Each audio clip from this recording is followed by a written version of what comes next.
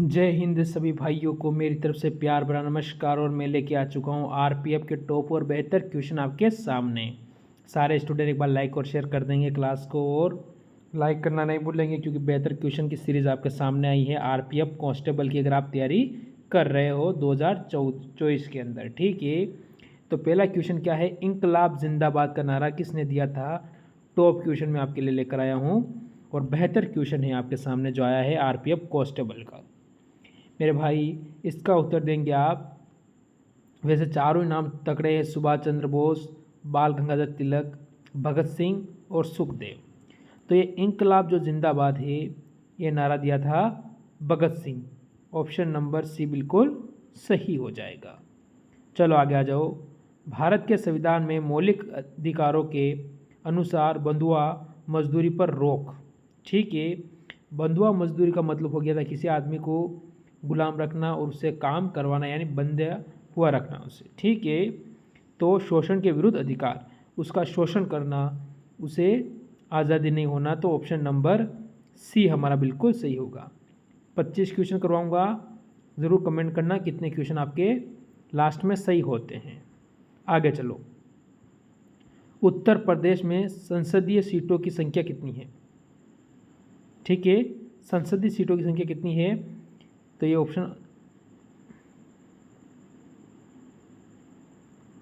जो संसद है, यानी ठीक है, संसद की सीटें कितनी है उत्तर प्रदेश में, ये आप मेरे को बताओगे। ठीक है, ऑप्शन चारों काट दो।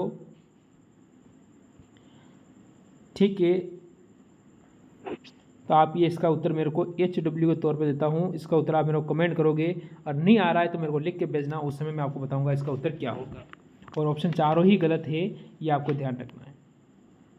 ठीक है, अगर आप ऑप्शन लेना चाहो तो 403, इसके बाद 80, 90, 210।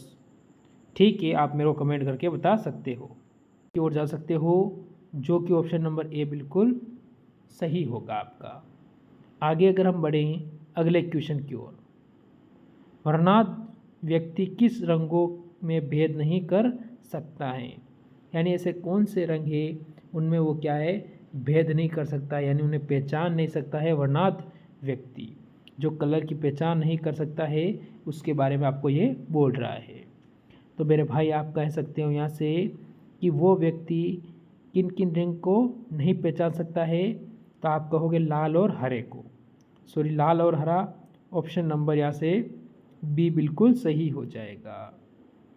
तो बढ़िया क्वेश्चन, टॉप क्वेश्चन और बेहतर क्वेश्चन है। मांग व्रत किसके अधीन अनियत होता है, अधीन और अनियत। तो आप क्या बताओगे यहाँ से, आप यहाँ से कहोगे मेरे भाई अल्पाधिकार। अल्पाधिकार का मतलब हो जाएगा ऑप्शन नंबर डी बिल्कुल इसमें सही होगा, अल्पाधिकार। आगे बढ़ो, क्या कह रहा है, किस प्रकार की आणविक गति का आंतरिक ऊर्जा को कोई योगदान नहीं होता है। ठीक है, तो किसका नहीं होता है, ऊर्जा का। तो आपका इसमें क्या होगा, चार ऑप्शन आपके सामने हैं, इसमें से इनमें से कोई नहीं। एक ऑप्शन ऐसा भी है कि इसमें से कोई नहीं, और वो फर्स्ट ऑप्शन ही है। आप देखेंगे फर्स्ट ऑप्शन ही ऐसा है जो इनमें से कोई नहीं। तो बहुत सारे उसकी ओर भी जा सकते हैं, अगर उसको लगता है कि ये सही है तो आप जा भी सकते हो, ऐसा कोई बात नहीं है। तो बिल्कुल सही ऑप्शन नंबर ए, इनमें से कोई नहीं, बिल्कुल सही हो जाएगा। चलो आगे बढ़ो। वर्ष 2017 का ज्ञानपीठ पुरस्कार किसे प्रदान किया गया था। जो 2017 में ज्ञानपीठ पुरस्कार दिया गया था वो किसे दिया गया था, ये 2017 की बात कर रहा है, तो उसके हिसाब से आपको बताना है।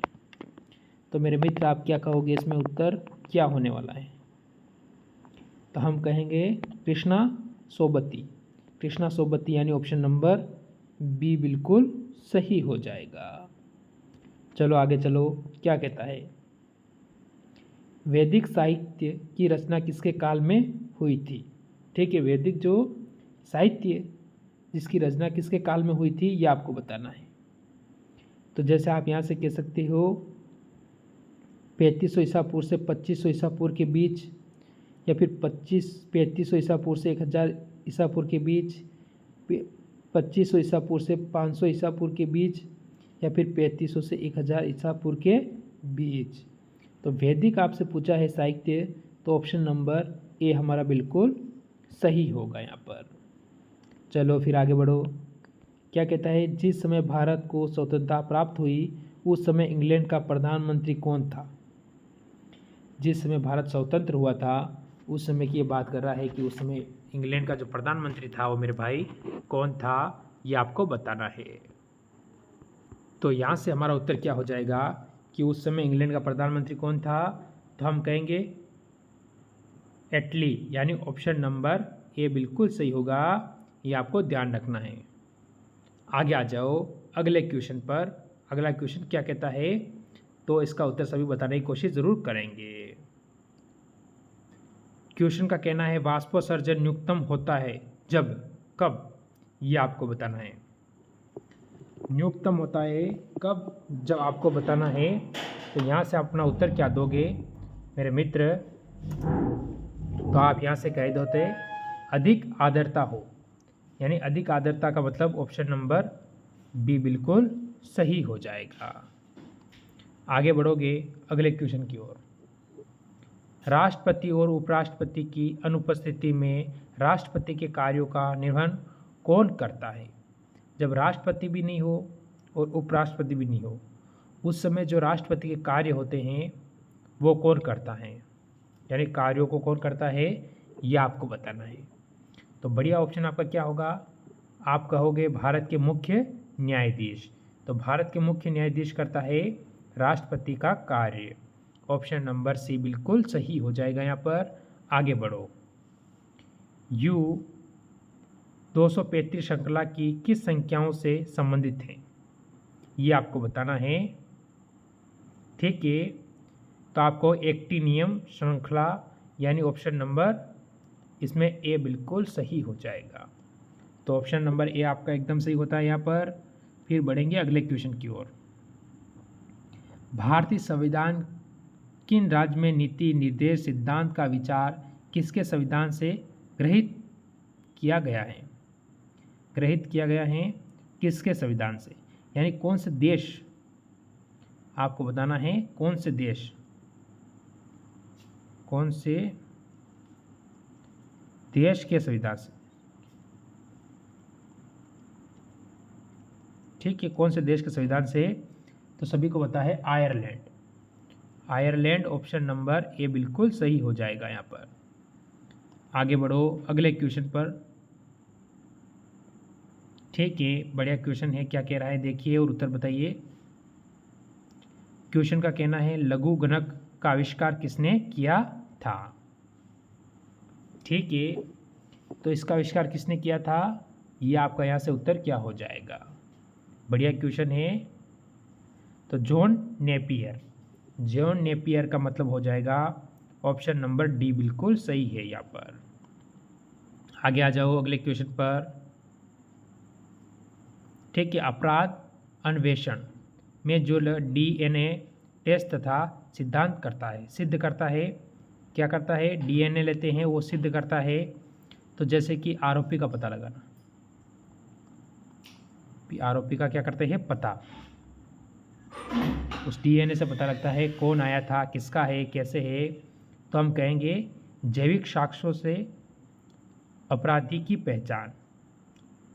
ठीक है, जैविक साक्ष्य होते हैं तो उससे क्या अपराधी की पहचान होती है। ऑप्शन नंबर सी बिल्कुल सही हो जाएगा। आगे चलो, मानवाधिकार संरक्षण अधिनियम 1993 के तहत राष्ट्रीय मानवाधिकार आयोग का मुख्यालय कहाँ होगा। ठीक है, अब आपके पास है उत्तर प्रदेश, दिल्ली, मध्य प्रदेश और पंजाब, 4 ऑप्शन आपके पास है। तो यहाँ से जो आपका उत्तर होगा वो होगा दिल्ली। जैसे अब इन चारों राज्यों की हम राजधानियाँ देख लें अगर, तो उत्तर प्रदेश की होती है लखनऊ। ठीक है, इसका मध्य प्रदेश की होगा भोपाल, और पंजाब की हो जाएगी क्या, चंडीगढ़। ठीक है, आपको ध्यान रखने की ज़रूरत है। बढ़िया क्वेश्चन है। आगे चलो, राज्यपाल मंत्रिपरिषद की सलाह पर कब काम करते हैं? राज्यपाल अगर मंत्री परिषद की जो सलाह लेते हैं उस पर कब काम करते हैं, ये आपसे पूछ रहा है क्वेश्चन। तो आप क्या कहोगे यहाँ पर?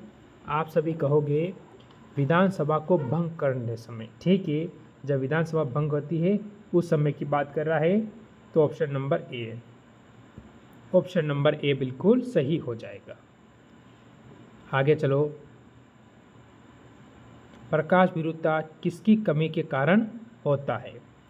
कौन सा विटामिन? आपको बताना है विटामिन के बारे में। ठीक है, मेन विटामिन के बारे में बताना है। तो कौन सा विटामिन की कमी के कारण होता है?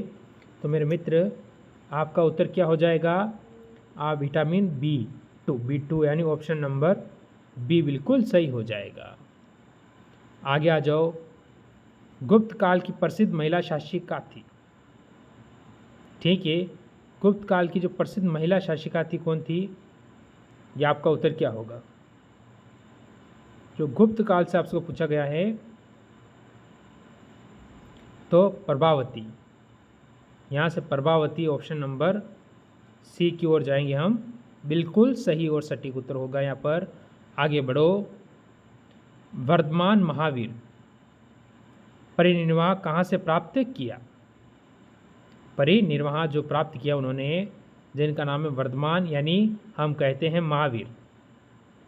ऑप्शन है आपके सामने पावापुरी, सारनाथ, वैशाली, श्रवणबेलगोला। ठीक है, यहाँ पर चंद्रगुप्त मौर्य की मृत्यु हुई थी। ठीक है, चंद्रगुप्त मौर्य, उसकी मृत्यु हुई थी कब? 298 ईसा पूर्व। ठीक है, ईस्वी यानी ईसा पूर्व में इनकी मृत्यु हुई थी चंद्रगुप्त मौर्य की। कहाँ है? कर्नाटक। ठीक है, कर्नाटक में है, ये भी आपको याद रखना है। पर जो क्वेश्चन हमसे पूछा है उसमें हमारा पावापुरी हमारा उत्तर होगा ऑप्शन नंबर ए।